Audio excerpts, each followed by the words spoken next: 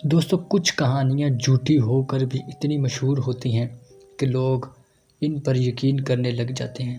ایک ایسی ہی کہانی ایک خوفناک عورت کے بارے میں ہے جو 1970 میں جاپان میں مشہور ہوئی تھی۔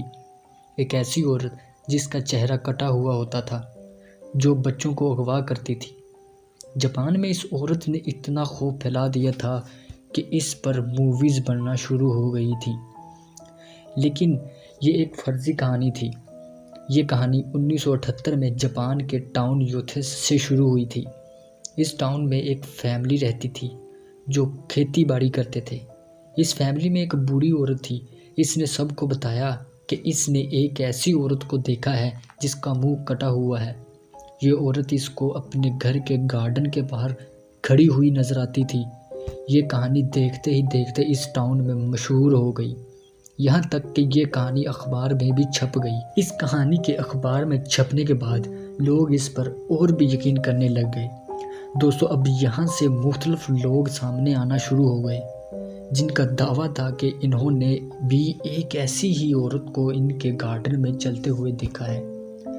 دوستو 6 مہینے کے بعد اس عورت کی کہانی پورے جاپان میں پھیل گئی۔ جاپان میں اسکول جانے والے بچے خاص طور پر اس عورت سے ڈرتے ہوتے تھے۔ کئی بچوں کا دعویٰ تھا کہ انہیں یہ عورت نظر آئی ہے۔ ان کے مطابق اس عورت نے چہرے پر ماسک پہنا ہوا ہوتا تھا۔ یہ عورت ان سے پوچھتی تھی کہ کیا میں خوبصورت ہوں؟ بچہ کہتا تھا کہ ہاں آپ خوبصورت ہیں، تو یہ عورت اپنے چہرے سے ماسک اتار دیتی تھی۔ اس کے چہرے پہ ایک بہت بڑا کٹ پڑا ہوا ہوتا تھا جس سے خون نکل رہا ہوتا تھا۔ بچوں کے مطابق یہ عورت ان کو اغوا کرنے کی کوشش کرتی تھی۔ بچے یہ بھی کہتے تھے کہ اس کے پاس کینچی یا چھری ہوتی تھی۔ اب یہاں انٹرسٹنگ بات یہ بھی ہے کہ جاپان میں لاپتہ ہونے والے بچوں کا الزام بھی اسی عورت پر ڈال دیا جاتا تھا۔ لوگوں کو لگتا تھا کہ ان کے بچوں کو یہی عورت کہیں لے گئی ہے، حالانکہ یہ عورت ایگزسٹ ہی نہیں کرتی تھی۔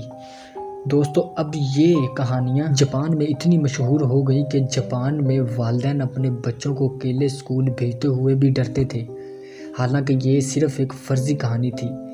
1 سال کے بعد یہ بات سب سمجھ گئے تھے کہ یہ صرف ایک افواہ ہے، لیکن جاپان میں بچوں کے دلوں میں یہ خوف کافی بیٹھ چکا تھا۔ بچے اپنے گھر سے نکلتے ہوئے بھی ڈرتے تھے۔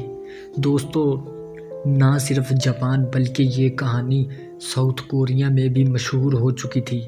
یہ کریکٹر اینیمیشن اور فلمز میں بھی آنا شروع ہو گیا تھا۔ یعنی ایک بوڑھی عورت کی ایک جھوٹی کہانی جاپان اور پوری دنیا میں مشہور ہو چکی تھی۔ اس عورت کی فرضی کہانی آج تک جاپان میں بچوں کو خوفزدہ کر دیتی ہے۔